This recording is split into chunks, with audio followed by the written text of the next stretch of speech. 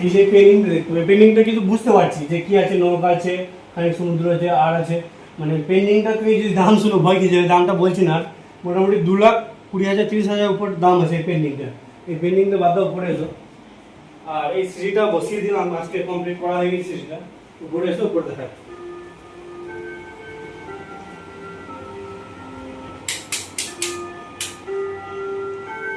এই যে দেখতে পাচ্ছ সোফা আছে, টিভি আছে, এই পেন্টিংটা দেখা। এই পেন্টিংগুলো কিছু বুঝতে পারার বা কিছু আছে, আমাকে দে ফোনটা। এই পেন্টিংটা দেখো, মানে কাগজ আছে, ছেঁড়া ছেঁড়া একটু কাগজ আছে, আর আছে ধর, আর টিভি দেখা সেটা ধরে। এখানে একটা পিয়ানো আছে, হয়তো দাদা বা স্যার মানে পিয়ানো শখিন আছে, ঠিক আছে, মানে পিয়ানো আছে, পিয়ানো বাজানো হয়, সব কিছু করা হয়, ঠিক আছে।